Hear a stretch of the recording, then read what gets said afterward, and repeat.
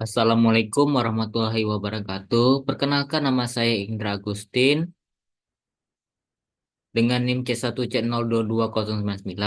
Terima kasih kepada Dr. Wilma Eka Putra dan Dr. Wira Lestari sebagai dosen pembimbing pada mata kuliah akuntansi keperilakuan. Pada video kali ini saya akan membahas materi tentang aspek keperilakuan pada perencanaan laba dan anggaran. Materi pertama yaitu pengertian berbagai fungsi dari perencanaan laba dan penganggaran.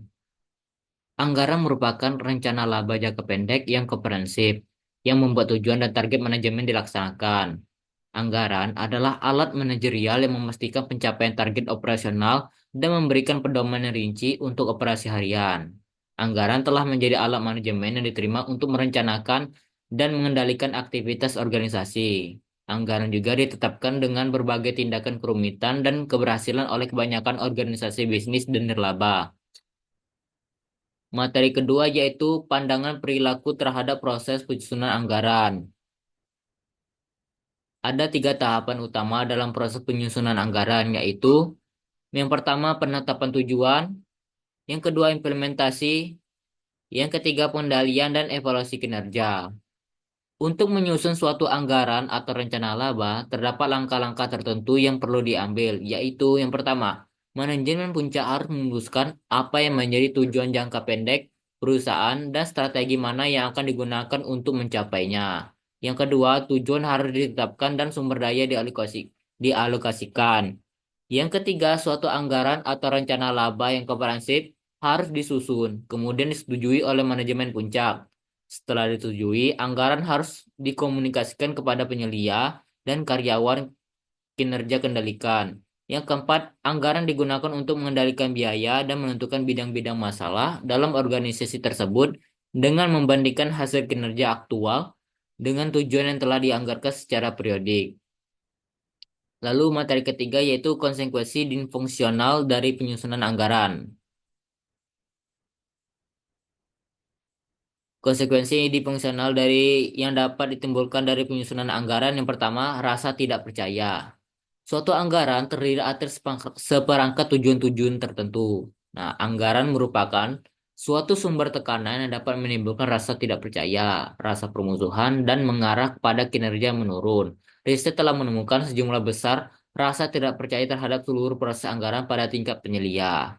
Yang kedua yaitu rasa yang kedua yaitu dapat menimbulkan resistensi. Nah, literatur dalam bidang ilmu sosial, manajemen dan perilaku organisasi telah menggambarkan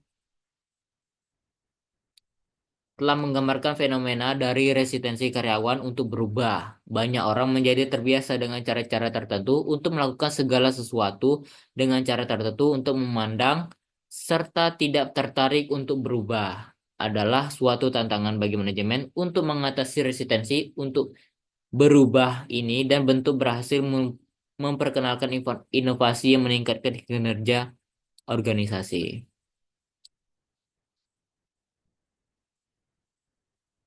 Lalu ada konflik internal. Nah, anggaran memerlukan interaksi antara orang-orang pada berbagai tingkatan organisasi yang berbeda. Konflik internal dapat berkembang sebagai akibat dari interaksi ini, atau sebagai akibat dari laporan kinerja membandingkan suatu departemen dengan departemen lainnya. Gejala-gejala umum dari konflik adalah ketidakmampuan untuk mencapai kerja sama antar pribadi dan antar kelompok selama proses penyusunan anggaran. Untuk mengakhiri siklus ini, manajemen harus mengidentifikasikan dan mendiagnosis penyebabnya, kemudian tindakan untuk menghilangkan konflik internal dan mengembalikan hubungan kerja yang harmonis dan produktif dapat dimulai. Materi keempat yaitu relevansi konsep ilmu keperilakuan dalam lingkungan perencanaan. Relevansi konsep ilmu keperlakuan dalam lingkungan perencanaan yang pertama yaitu dampak dari lingkungan perencanaan. Ukuran dan struktur, gaya kepemimpinan, jenis sistem pengendalian, dan stabilitas lingkungan dari suatu organisasi merupakan beberapa faktor yang mempengaruhi lingkungan kerja di mana perencanaan terjadi.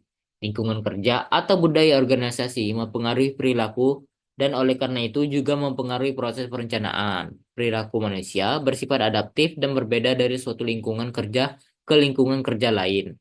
Dengan demikian, Dalam suatu lingkungan, tindakan tertentu oleh manajemen puncak dapat mendorong perilaku dan hasil anggaran yang menguntungkan secara tindakan yang sama di lingkungan yang berbeda, dan dapat mendorong perilaku yang tidak diinginkan dan hasil anggaran yang disfungsional. Lalu ada ukuran dan struktur organisasi. Ukuran dan struktur organisasi dari suatu organisasi mempengaruhi perilaku manusia dan pola interaksi dalam tahap penetapan tujuan, implementasi, dan pengendalian serta evaluasi terhadap proses perencanaan.